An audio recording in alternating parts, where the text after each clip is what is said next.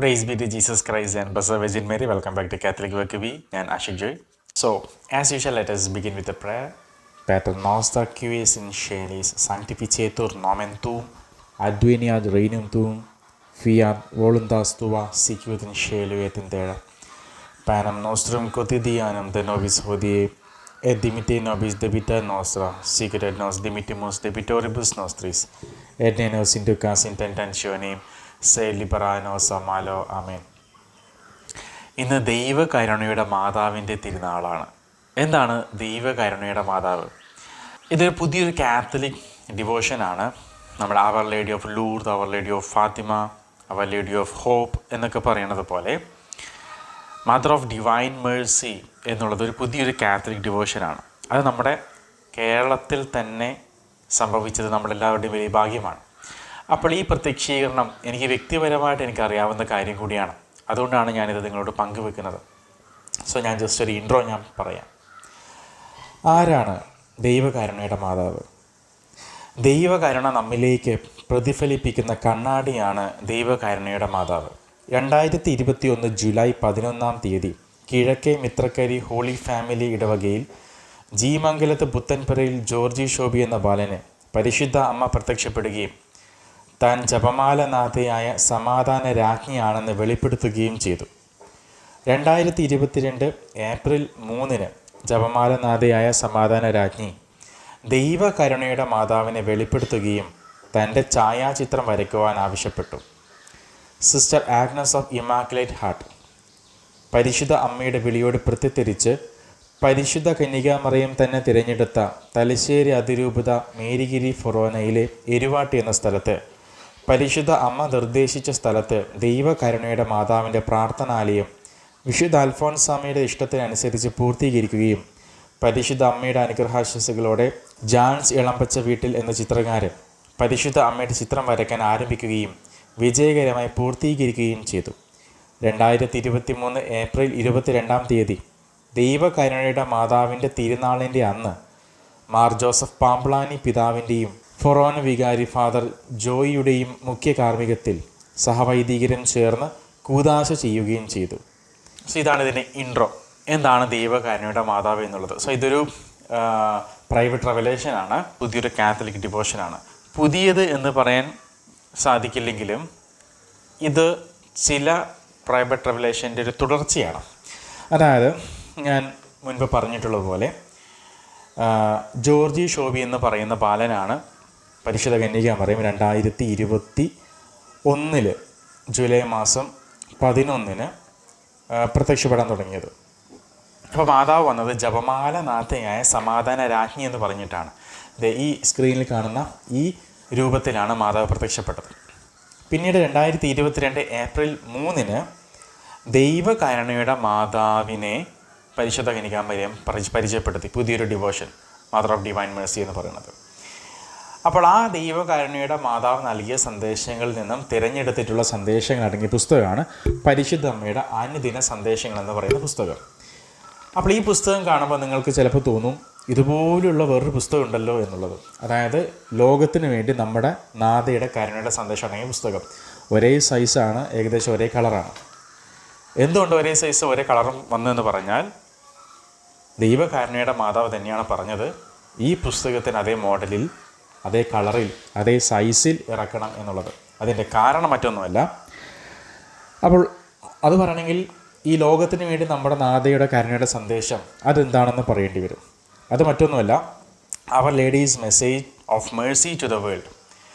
ഇത് പരിശുദ്ധ കന്യകാമറിയം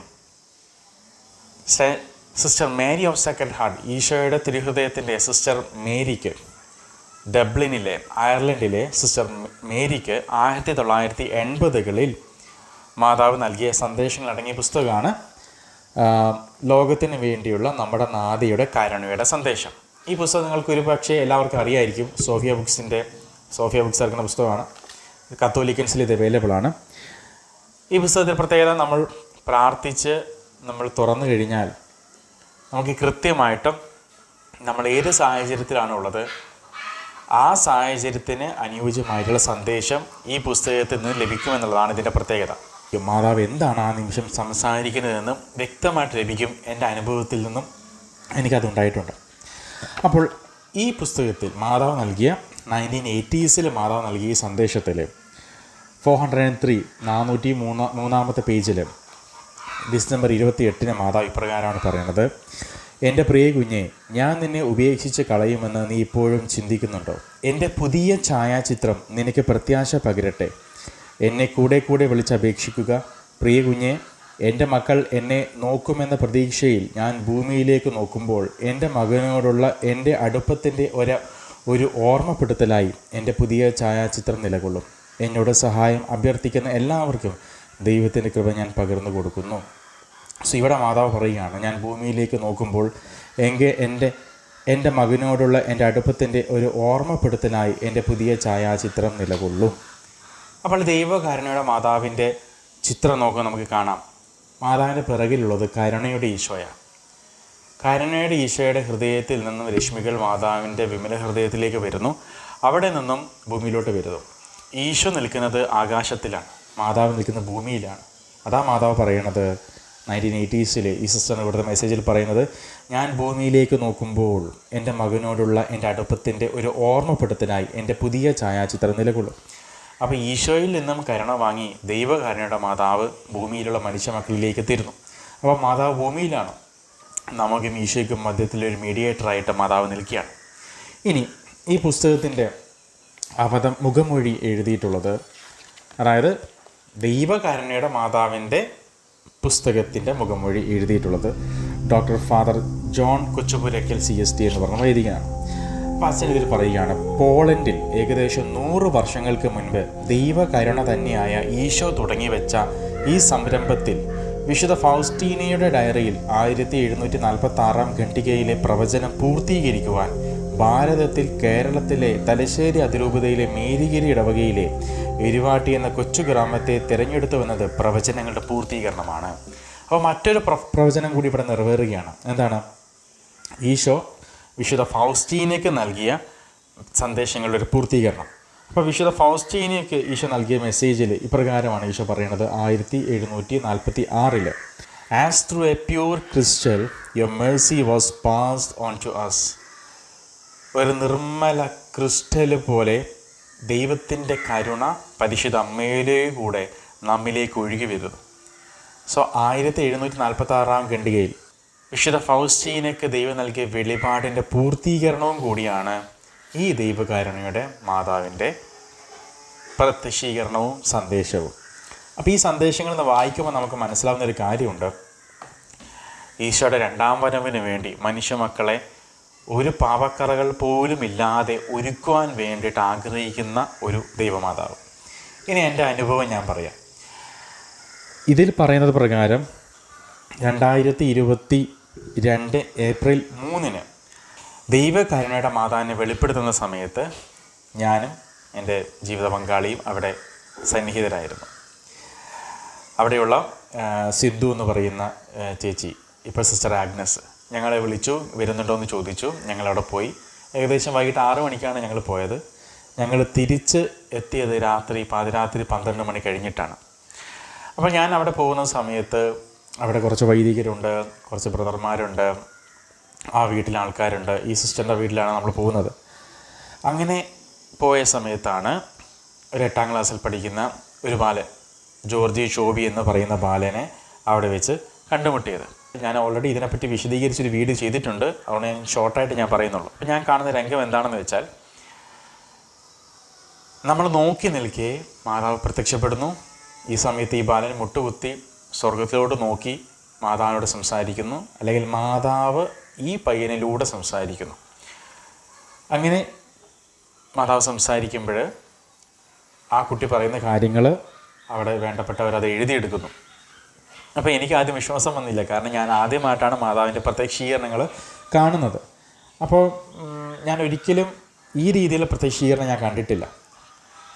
ഫാത്തിമയിലും ലൂർദിലൊക്കെ ആണെങ്കിൽ മാതാവ് വരുന്നു, മാതാവ് സംസാരിക്കുന്നു, പോകുന്നു. ആന്തരിക ഭാഷണത്തിലൂടെയുള്ള ഈ പ്രത്യക്ഷീകരണം ഞാൻ കണ്ടിട്ടില്ല. അപ്പോൾ ഫാദർ സ്റ്റെഫാനോ ഗോപിക്ക് നമ്മുടെ ദിവ്യനാഥ വൈദികരോട് സംസാരിക്കുന്നു എന്ന് പറയുന്ന പുസ്തകത്തിലെ സന്ദേശങ്ങൾ മാതാവ് നൽകിയത് അന്തർഭാഷണത്തിലൂടെയാണ്.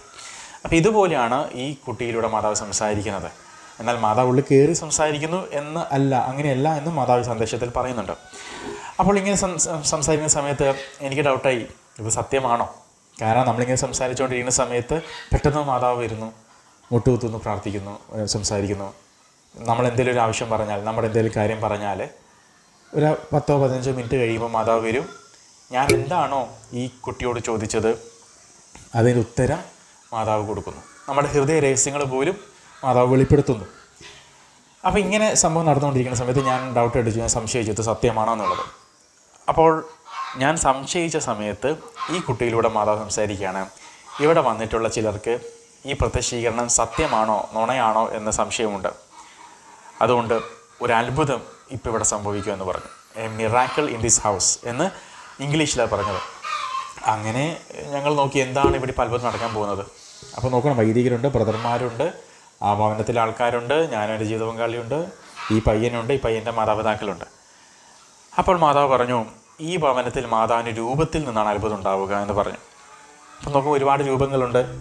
അപ്പം ഞാൻ നോക്കിക്കൊണ്ടിരിക്കെ എൻ്റെ പിറകിലുള്ള മാതാവിൻ്റെ രൂപത്തിൽ നിന്നും കണ്ണുനീര് ഇങ്ങനെ ഒഴുകാൻ വേണ്ടി തുടങ്ങുകയാണ്. കണ്ണുനീര് ഒഴുകി കഴിഞ്ഞിട്ടുള്ള മാതാവിൻ്റെ രൂപങ്ങൾ ഞാൻ ഒത്തിരി കണ്ടിട്ടുണ്ട്. പക്ഷേ കണ്ണുനീര് സ്റ്റാർട്ട് ചെയ്യുകയാണ് കണ്ണിനടുത്ത് നിന്ന്. അത് തൊട്ട് നോക്കിയപ്പോൾ ഉപ്പ് രസം. പിന്നീട് മാതാവ് പറയുകയാണ്, ഈ പയ്യനിലൂടെ അവിടെ ഒരു വൈദികനോട് പറയുകയാണ് ഒരു പാത്രത്തിൽ വെള്ളം എടുക്കാൻ. അങ്ങനെ അവിടെയുള്ള ടാപ്പ് വാട്ടറിൽ നിന്നും ഒരു ബൗളിൽ വെള്ളം എടുത്ത് മാതാവ് പറഞ്ഞു വൈദികനെടുക്കൽ ഇത് ബ്ലസ് ചെയ്യാൻ പറഞ്ഞു. ഇത് ബ്ലസ് ചെയ്ത് കഴിഞ്ഞപ്പോൾ ആ വെള്ളം ഉപ്പ് വെള്ളമായിട്ട് മാറി.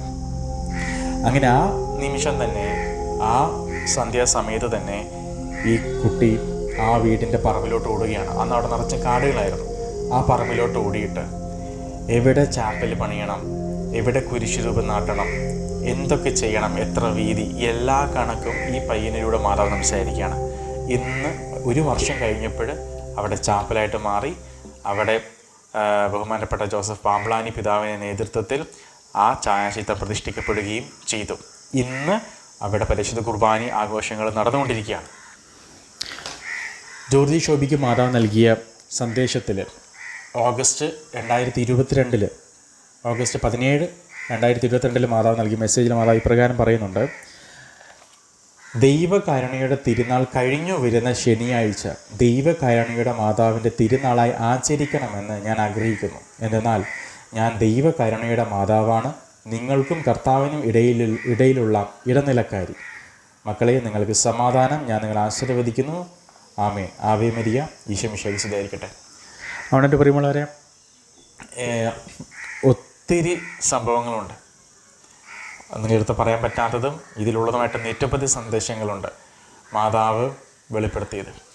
അപ്പോൾ ആ ദൈവകാരുണ്യയുടെ മാതാവ് പ്രത്യക്ഷപ്പെട്ട സ്ഥലത്ത് അവിടെ പോയി കഴിഞ്ഞാൽ കാര്യസാധ്യത്തിന് വേണ്ടിയിട്ടുള്ള ഒന്നും കാര്യങ്ങളല്ല അവിടെ നടക്കുന്നത്.